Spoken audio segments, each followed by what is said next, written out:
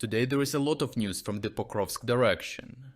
Here, in a stark demonstration of the consequences of poorly coordinated offensives, Russian forces suffered devastating losses during their recent wave of attacks, leaving their surviving units scattered across a vast territory and vulnerable.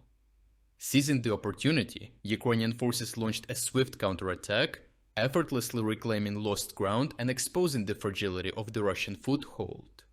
In recent days, the Russians initiated an offensive across multiple fronts, with their primary objective in the southwest focused on advancing along the railway line from Selydove towards settlements south of Pokrovsk.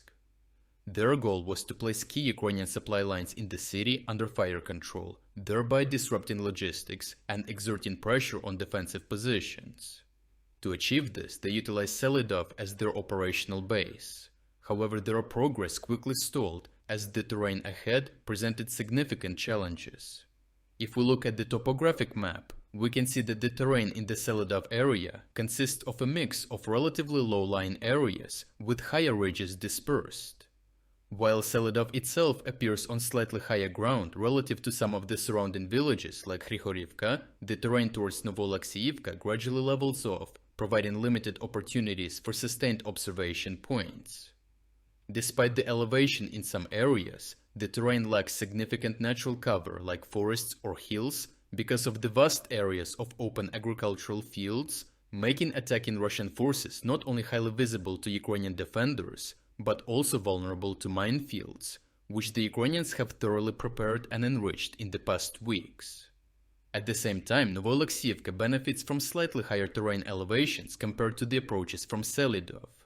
This height advantage, although not steep, offers better fields of observation for defensive forces, combined with the usage of the natural barriers to establish protected supply routes, ensuring logistical continuity under pressure.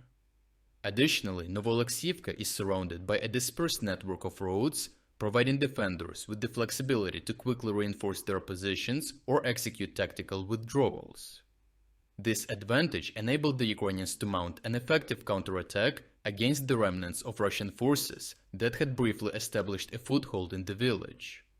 Drone operators from the Omega Special Forces unit of the National Guard of Ukraine released a compelling video showcasing their coordinated efforts to eliminate the remaining Russian troops entrenched in Novoalexeyivka.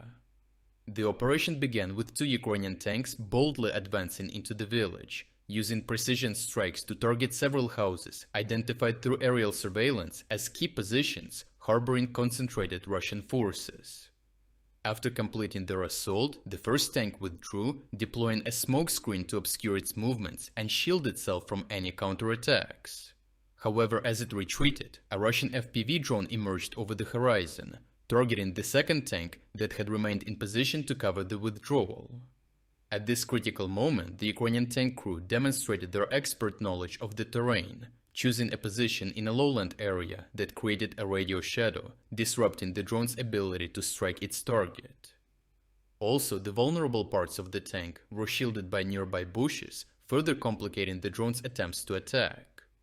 The footage continues with several attempts of the Russian drone to attack, but without success. It hovered, waiting for the moment to strike, but the tank confused the operator's plans with a deceptive maneuver, managed to fire another shot, and released a new smoke screen. Visible from the footage, the drone started looking for a target where there was no longer one. This allowed both Ukrainian tanks to take cover with electronic warfare and return to safety. The Russian kamikaze drone, having lost connection to the operators, simply rose into the sky and later crashed.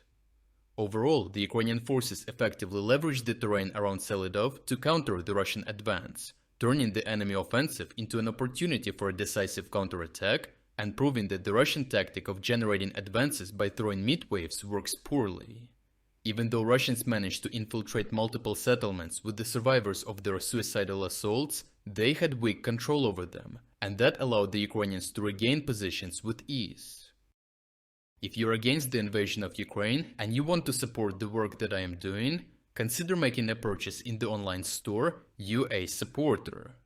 Here you can find a lot of products with Ukrainian symbols to not only show your support for this channel, but also for Ukraine. The link to the online store is in the description. Thank you for watching this report, and I will see you in the next one.